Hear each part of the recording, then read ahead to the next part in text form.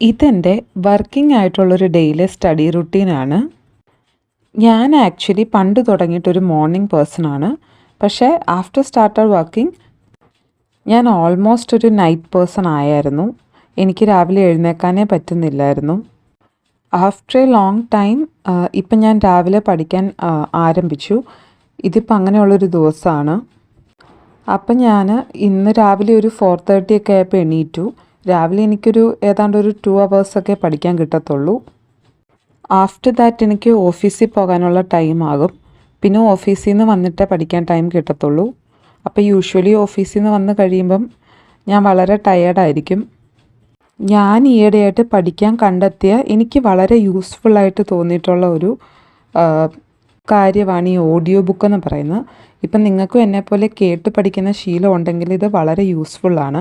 ഇപ്പം ഞാനിപ്പം നിങ്ങൾക്കെല്ലാവർക്കും അറിയായിരിക്കും, നമ്മൾ പൊതുവെ PSC പഠിക്കുന്നവർ കാണാറുള്ളൊരു ചാനലാണ് PSC ടിപ്സ് ആൻഡ് ട്രിക്സ്. അപ്പം അവരുടെ തന്നെ ആപ്പിൽ ഈ ഹോട്ട് ടോപ്പിക്സിൻ്റെ ഒരു ഓഡിയോ ബുക്ക് അവൈലബിൾ ആണ്, വളരെ റീസണബിൾ പ്രൈസിൽ. അപ്പം ഞാൻ ഇത്തവണ ആ ഓഡിയോ ബുക്ക് കേട്ട് പഠിക്കാമെന്ന് വിചാരിച്ചു. അപ്പം നമ്മൾ ഓഫീസിലുള്ളപ്പോഴാണേലും ഇപ്പം ലഞ്ച് ടൈമൊക്കെ നമുക്ക് 1 hour കിട്ടുവാണെങ്കിൽ നമ്മൾ നേരത്തെ ലഞ്ച് കഴിച്ചിട്ട് വരുവാണെങ്കിൽ നമുക്ക് കുറച്ച് ടൈം കിട്ടുമല്ലോ.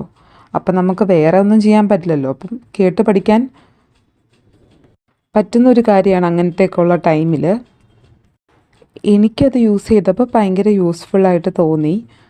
ഇപ്പോൾ ഫോർ എക്സാമ്പിൾ ഇപ്പം കേരള ഹിസ്റ്ററിയിലാണെങ്കിൽ, ഫോർ എക്സാമ്പിൾ കേരള ഹിസ്റ്ററിയിൽ പോർച്ചുഗീസ്, ഡച്ച്, മാർത്താണ്ഡവർമ്മ, സ്വാതി തിരുനാൾ, പിന്നെ നവോത്ഥാന നായകന്മാർ, നവോത്ഥാന പ്രസ്ഥാനങ്ങൾ, പിന്നെ ദേശീയ പ്രസ്ഥാനങ്ങൾ, ഐക്യ കേരള പ്രസ്ഥാനം. ഇതിപ്പോൾ ഞാൻ ജസ്റ്റ് ഒരു എക്സാമ്പിളായിട്ട് പറഞ്ഞതാണ്.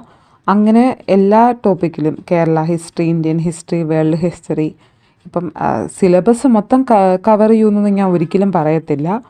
പിന്നെ അതുപോലെ ഒരു ഡിഗ്രി ലെവൽ പ്രിപ്പറേഷന് എത്രത്തോളം യൂസ്ഫുൾ ആണെന്നും എനിക്കറിയത്തില്ല. പക്ഷേ ഒരു 10th +2 ലെവൽ, ഇപ്പം നമുക്കിനി മെയിനായിട്ടും വരുന്ന എക്സാം 10th ലെവലൊക്കെയാണ്. അപ്പം പിന്നെ അത് മാത്രമല്ല, ഹോട്ട് ടോപ്പിക്സ് എന്ന് പറയുമ്പം ഈവൻ ദോ സിലബസ് മൊത്തം അല്ലെങ്കിലും നമുക്കൊരു എക്സാമിന് പോകുമ്പം സീരിയസ് ആയിട്ട് പ്രിപ്പയർ ചെയ്യുന്ന എല്ലാവർക്കും തന്നെ അറിയാവുന്ന ടോപ്പിക്സ് ആയിരിക്കും ഇതൊക്കെ. അപ്പം നമുക്ക് ഇവിടുന്ന് ഒരു മാർക്ക് പോകുക എന്ന് പറയുന്നത് അഫോർഡ് ചെയ്യാൻ പറ്റുന്നൊരു കാര്യമല്ല.